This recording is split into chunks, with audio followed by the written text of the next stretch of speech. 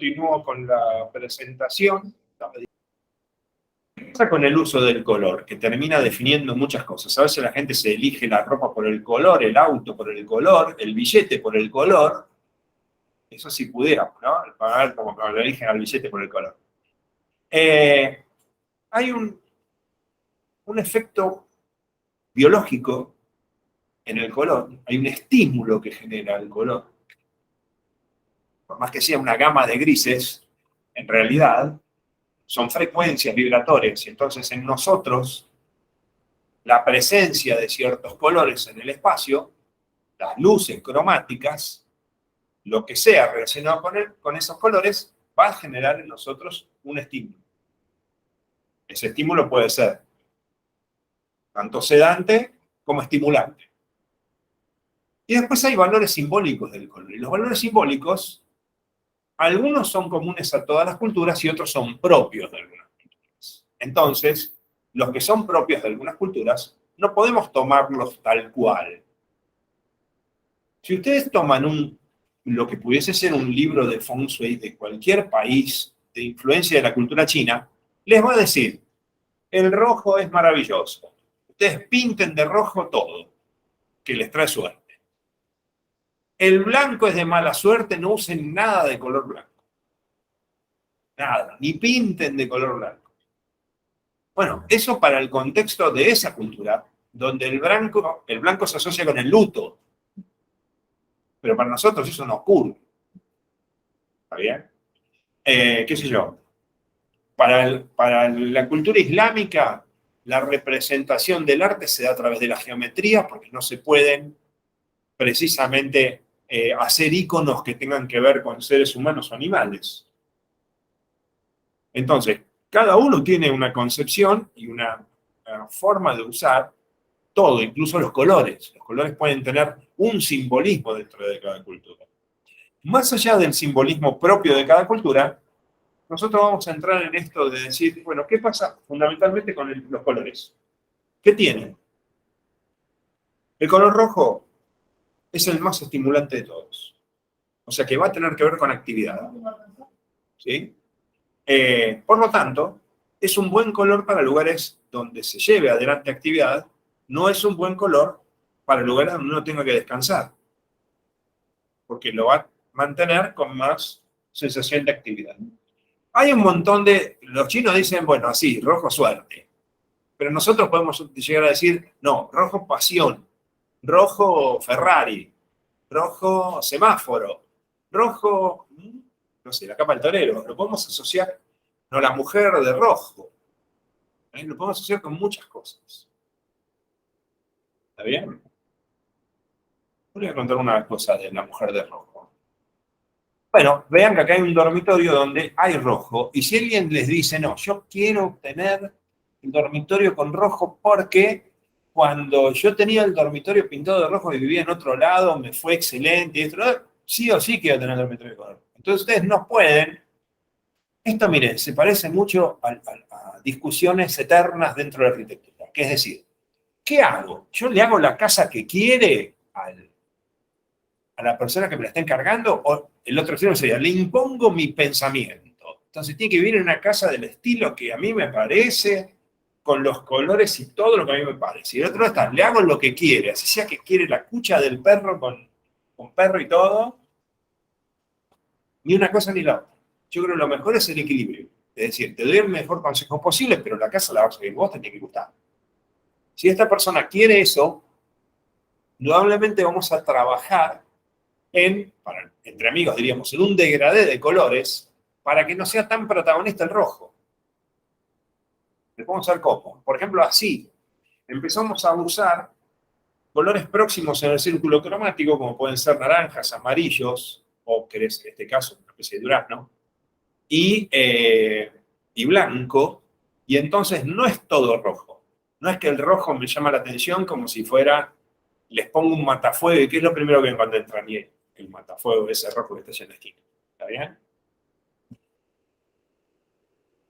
Fíjense en este caso, como los terrosos y el tipo de tonos hace que esta especie de naranja no tenga tanto protagonismo.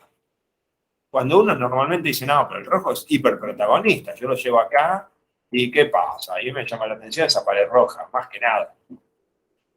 Podría tener lo que sea que me llama la atención la pared roja. El amarillo también es un color que tiene que ver con la actividad, pero es más moderado como efecto. En la antigua China no se usaba porque era el color imperial, entonces nadie podía emplearlo. El que lo usaba, este movimiento. ¿Ustedes saben lo que es cuando un chino hace así? Significa que murió, se le cayó a la cabeza. Este es el peor gesto que le pueden hacer a un chino, como deseándole que se muera. Entonces, el amarillo se puede emplear, no tiene limitaciones. La limitación sería que sea tan estruendoso que realmente sea muy estimulante o que desentone con lo que tendría que ser el equilibrio del ambiente. Bueno, ¿te moves? No te querés mover. Ah, está pensando. ¿Qué pasa? Me está cargando. No, naranjas.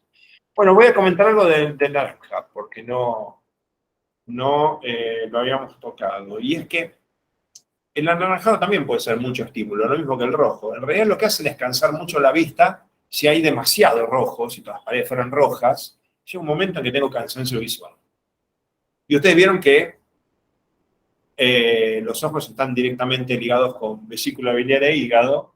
Entonces no tendría que extrañarles que algunas emociones ligadas al desequilibrio de esos Sanfu también se expresen, ¿no? Aparezcan.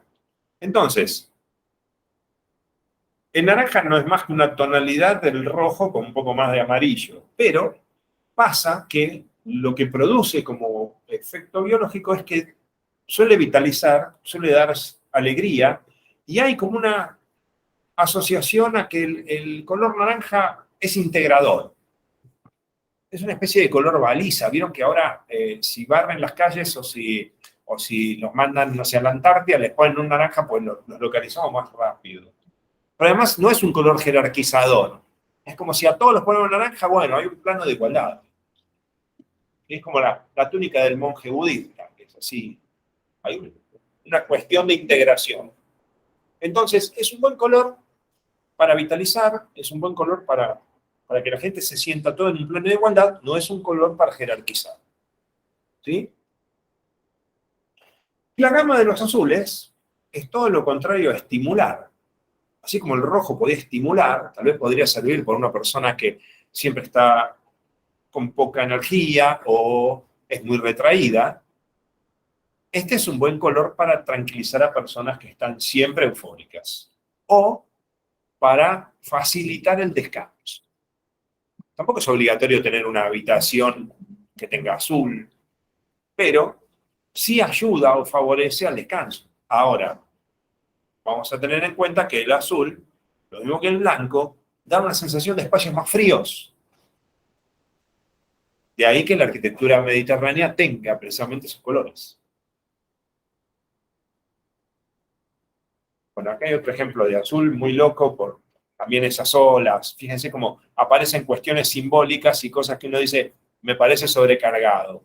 Y lo que sean las cortinas y demás, por ahí es demasiado. Acá tenemos el ejemplo del naranja. Y como en este caso hay una pared de color naranja combinada con otros colores para que precisamente no tenga ese efecto que yo les dije, ese efecto negativo que les comenté, de ser demasiado estimulante. Y observen algo, el punto de vista de Feng Shui que yo les transmito, por un lado tiene que ver con el linaje de lo que yo recibí, pero esto no coincide con muchos libros, porque los libros son A, B, C, 2 más 2, 4, se acabó, no hay otra cosa. Te orientás para allá, te morís, te orientás para allá, te ganas la lotería. Haces esto y te pasa tal cosa. Las cuestiones no son tan así. Y no es que la gente tiene que limitar sus gustos o tiene que limitar sus necesidades por cumplir, entre comillas, con el Feng Shui. Porque en realidad el Feng Shui tiene que ver con la adaptabilidad, tiene que ver con la capacidad de mutar. No existe el Feng Shui perfecto, ni existió.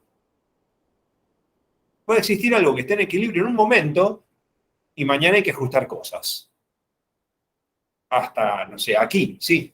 Perdón, eso quería preguntar. Llegué un poquito tarde, no sabía si estabas hablando de la escuela de la forma o de la escuela de la brújula. Ahí vamos a ir a un punto. No, estaba hablando de mi escuela.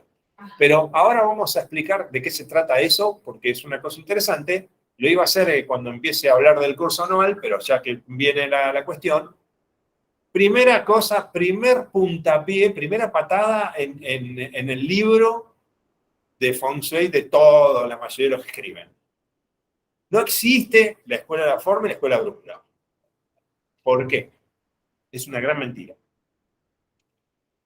El Feng Shui iniciaba apreciando los paisajes y la orientación cardinal a través del movimiento del sol. El sol sale del este, se pone del oeste. Entonces yo ya puedo asociar la salida del sol con la madera y la caída con el metal. Hay un punto donde tengo el momento pleno de sol al mediodía, que es un calor terrible, bueno, eso lo asocio con el fuego. Y hay otra dirección que nunca recibe sol, y siempre es la cara fría, bueno, eso lo asocio con el agua. Y esa era la concepción de la escuela de la forma. Pero después, cuando empezaron a utilizar la brújula, dijeron, bueno, ahora empecemos a hablar de qué pasa a nivel de vientos, de cuestiones ligadas con lo atmosférico, de cuestiones ligadas con las estrellas y de todo lo que pueden ser influencias sutiles de diferentes direcciones. Por eso se sumó a lo anterior. Entonces, cuando se suma a lo anterior, a partir de ahí, todas las escuelas manejaron siempre todo. No hay unos que hacen una cosa y otros que hacen solo la otra, porque los que dicen que son escuela de la brújula usan todas las técnicas de la forma, además. Entonces, esa es una especie de estrategia de marketing, si son de la forma o de la brújula. Pues hay otro que se llaman, eso se conoce más en China y no tanto acá, la escuela folclórica. Y eso son las frases chinas. Con esto lo decía yo, baje la tapa del inodoro porque se le va el dinero. Si se orienta para allá y usted tiene determinado número personal, todo se da para bien. Si se orienta para allá, se va a morir. Son como tips. ¿Está bien? Y esos tips tienen que ver, se parecen, ¿saben a qué? Rompes el espejo y son 7 años de mala suerte. A ese tipo de cosas. Que nacen de un hecho histórico determinado, pero después corren como reguero de pólvora a través del teléfono descompuesto y pasan a formar parte del inconsciente colectivo de la sociedad. Entonces todo el mundo piensa que eso es así. Y eso es una energía que se convierte en una especie de entidad energética. Ya todo el mundo piensa que si pasás por abajo de la escalera, te va a traer mala suerte. Y que si pisás lo que dejan algunas personas con su perro, te va a traer buena suerte, por ejemplo. Y ya les digo, es algo folclórico. Entonces, el Feng Shui actualmente usa todo. Lo que hay diferentes escuelas que vienen de distintos maestros y por lo tanto suman distintas experiencias. Pero como decía mi maestro sabiamente, lo importante es que funcione. No importa, uno dice que no, yo hago esto, yo tengo lo otro, no, lo importante es que funcione. Vos podés tener 20 millones de técnicas, pero si no sabés evaluar dónde está el desequilibrio de chi de este lugar, no vas a poder armonizar. Entonces, una cosa importante es eso. ¿Qué pasa con el verde? El verde también tranquiliza, porque tiene que ver con una especie también de sensación de volver a lo natural, de estar en un espacio natural. Entonces, es un color que en nosotros produce mucha calma. Hay que tener en cuenta que el verde, los colores verdes, y sobre todo los que son más oscuros, reflejan mucho menos la luz, entonces hacen mucho más difícil iluminar un espacio. Vamos a que no es un color netamente estimulante. Fíjense que la mayoría de los colores cálidos son los estimulantes y los fríos son los que no estimulan tanto, para ver una primera división de yin y yang de los colores, ¿sí? Pero tampoco es tan sedante como los azules. ¿Ven? Acá tenemos uno más alimonado. Este es el caso de ese verde más oscuro, donde notaríamos que si no hubiese blanco en algunos de estos espacios, el mismo sería muy apagado. Durante un tiempo hubo varias casas antiguas que tenían, sobre todo los chalets estilo británico, un entelado un empapelador, un entelado aterciopelado de un color verde oscuro. Era bastante común. Y pasando a los tonos violáceos, estos sí tienen que ver con todo lo que es autoridad y que la gente se sienta con capacidad de. Por lo tanto, no está mal como color para alguien que quiera inspirar autoridad o jerarquía. Se podría dar también en un detalle de la indumentaria, pero sería contraproducente para una sala de reuniones donde todo el mundo trataría de imponer su punto de vista, o para un adolescente díscolo en una etapa de plena ebullición de qué es lo que hago con mi vida y el mundo, y entonces le estoy dando más bríos aún. ¿Sí? De ahí que ese uso simbólico del color sea bastante importante. Fíjense que acá, bueno, si es una criatura retraída, sí sería bueno.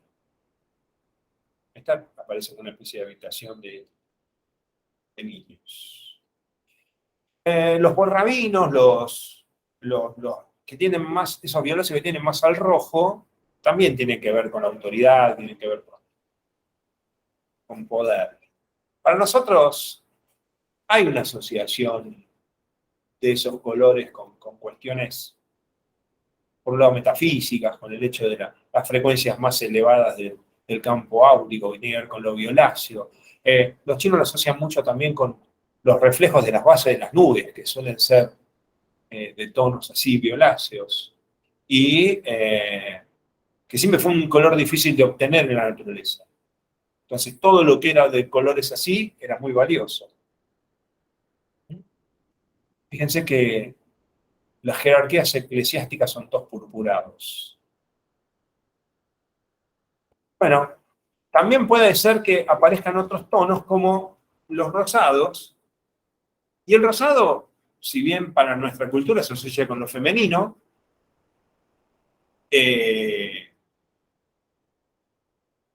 en sí es una tonalidad del rojo. O sea que en general es un color estimulante, salvo ciertos tonos que sí pueden llegar a tener una capacidad sedante, porque eso se ha demostrado a través de ciertas experiencias que han tenido en algunos lugares como interiores de submarinos o celdas de contención inicial de personas muy agresivas. No lo crean, hay experiencias en otros países con esos temas. Entonces, no es un color que tampoco tenga mayores restricciones, pero lo importante, como todo, y ahora después lo vamos a ver, es saber combinarlos a los colores. Si en el caso del blanco, que los chinos nunca, blanco no, mala suerte, para nosotros es un color que expresa esto de no tener nada que esconder, de la pureza, de que todo está limpio. Pero en los ambientes es muy delator. Muy delator. La más mínima mancha de lo que sea, ahí está. Y además sensación de frío completa. Y es muy, como lo minimalista, pero sobre todo cuando es muy blanco, hay mucha racionalidad detrás. Hay todo muy estructurado, hay mucha racionalidad. O sea, el blanco está bien, ver cuánto, ver cómo, ver dónde, recordar esto que pasa con el blanco. En los automóviles es al revés, el auto no, blanco es menos delator de la sociedad que el auto negro. Pero en los ambientes pasa todo lo contrario. Acá tenemos esas cuestiones minimalistas de combinaciones de blanco y negro, otro tipo de combinaciones de blanco y negro, ¿sí? Acá ya me va a ayudar esta imagen para comentarles algo de cuestiones simbólicas, que va a ser otro de los ítems importantísimos para ver o para evaluar dentro del Feng Shui. ¿Por qué? Ustedes imagínense que todas estas flores estén hacia arriba o que de repente estén todas las flores hacia abajo. ¿A ustedes qué sensación les da en el espacio? Hay algo que habría que arreglar y no se arregla. Después, si yo tengo un tigre, y cuanto más grande sea el tigre en el espacio, imagínense en la entrada, yo entro y lo primero que me recibe, es una cabeza de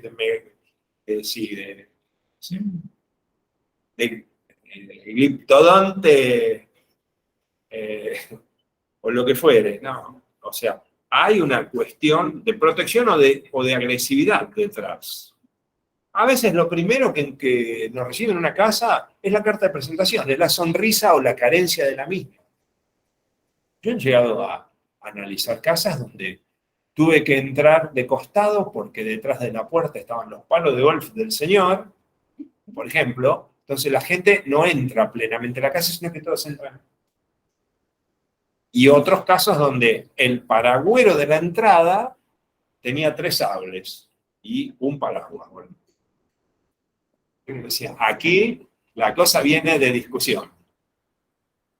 Desde lo simbólico. No importa que adentro viviese Gandhi. La primera impresión que me da es esa. ¿Qué pasa con el negro? Uno dice, no, en general los ambientes negros uno los imagina. Ustedes no imaginen, pero yo ya les digo, 95, 2005, 2015, ¿cuántos años? 37 años de hacer esto. No saben las cosas que encontraron. Les sorprendería los lugares, los colores que han aparecido o el uso de elementos o de cuestiones simbólicas en los espacios. Bueno, el negro para nosotros, indudablemente, se va a asociar con el luto, pero cierto uso de este color tiene un dejo de misterio, hasta de sensualidad. Y algo que tiene en común con el blanco, va a destacar todo lo que de colores pongamos. Acá distinto, ¿no? Es completamente diferente tener un fondo blanco que tener un fondo negro. ¿Sí? Pero no es un color que tal vez usemos en gran medida porque no va a ser estimulante, no nos va a dar vitalidad o nos va a generar ganas de tener gran actividad. Sí puede ser que haya algún rincón, un espacio especial donde esta sensación de oscuro, de también esa como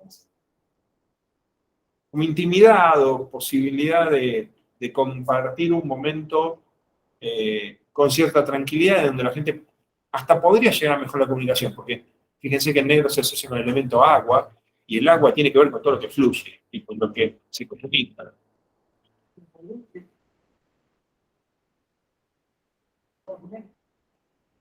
Por eso tendríamos que ver por qué, ¿no? Los boliches bailables son todos negros.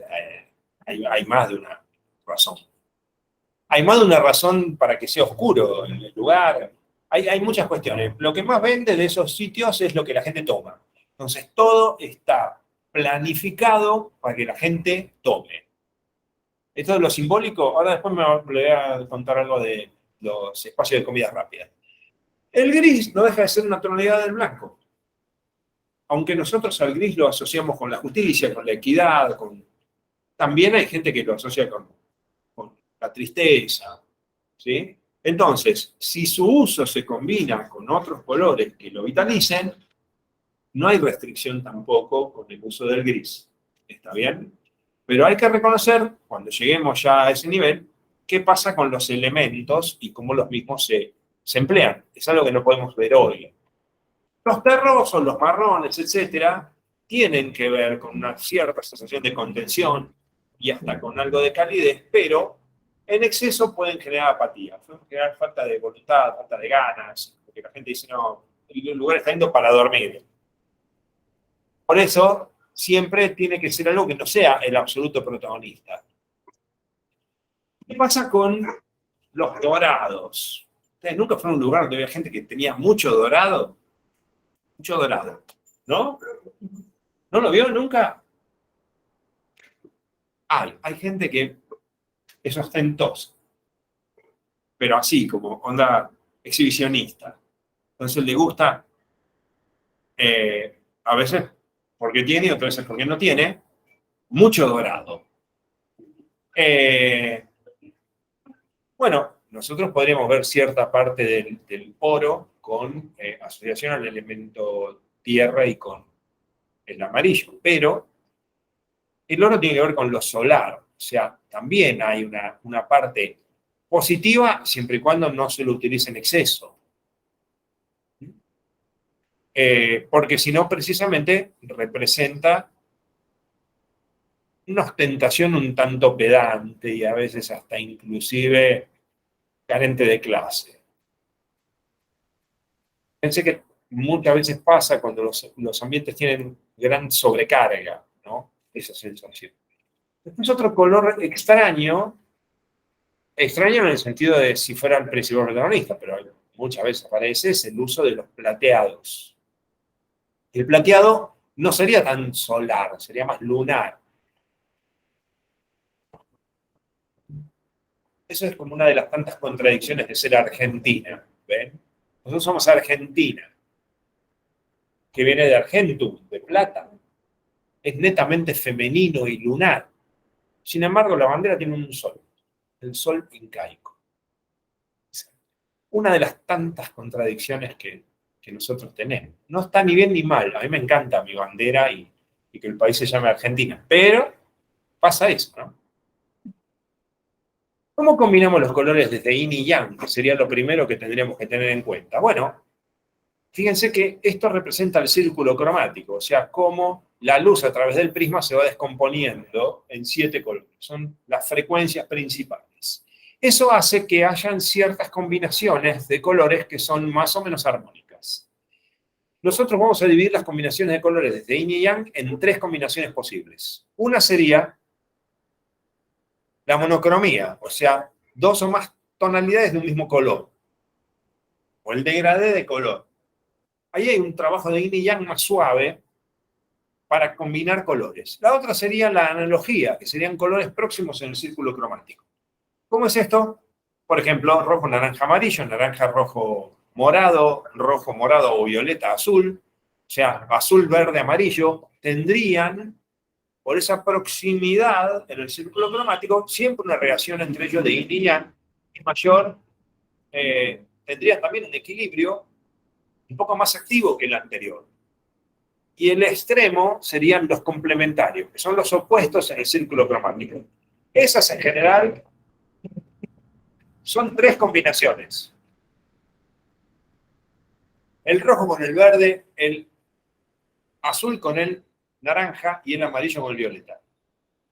Esa sería una combinación extrema de yin y yang, que en general no es la que menos desentona en los ambientes, pero sí es muy buena para llamar la atención. Entonces, para lo que sería un local comercial o para una cartelería, podrían ir muy bien el uso de esos colores. Fíjense como aquí la terminación de la pared, este sofá y la carpeta tienen diferentes tonalidades dentro de un color próximo, o el mismo. Depende del grado de daltonismo que uno tenga, lo puede ver como el mismo color o colores próximos. ¿Sí? Aquí tenemos, por ejemplo, amarillos y naranjas, o amarillo, naranja, también hay un verde, ¿no? Verde y azul, por ejemplo, y amarillo, naranjas y rojos, naranjas, rojos y amarillos, en este caso, ¿sí? Amarillos y verdes, o sea, fíjense que hay ciertas combinaciones que tienen ese equilibrio de yin y yang. Ahora, acá tenemos uno de los casos extremos, esto que yo les decía de los complementarios. Sin embargo, no chocan tanto estos complementarios y tiene mucho que ver con la tonalidad. Fíjense que son bastante apagados. Entonces, si bien serían los más activos como combinación de colores, el rojo y verde, muy navideño desde el punto de vista simbólico, no es tan chocante. Fíjense cómo es mucho más vivo el azul y naranja, como elementos de contraste. ¿Sí? Tal vez podría ser difícil de usar en lugares muy formales la combinación de estos colores, porque no da sensación de formalidad. humanidad. Pero sí pueden dar sensación, ya les digo, de actividad, de comercio. Esto yo lo veo, lo primero que lo asocio con un banco. Hay un banco que tiene estos dos colores. Y la primera asociación que a mí se me viene cuando yo veo estos dos colores juntos, me aparece el logo de ese banco. Y acá tenemos lo que pasa con el amarillo y el violeta. Creo que había otro ejemplo. Bueno, acá igual se ve. ¿Sí? En estos casos se está usando en ambientes, pero puede llegar a ser bastante activa la combinación. Acá aparece también. Y el hecho de hablar de Guqin, o el hecho de hablar de Pacua y el color y las concepciones de color de Pacua, que esta tendría que ver con Guqin, esta tendría que ver con una escuela que se difundió mucho en Estados Unidos, que tiene su propia visión de los colores, eso da para otro nivel, porque es bastante más complejo. Pero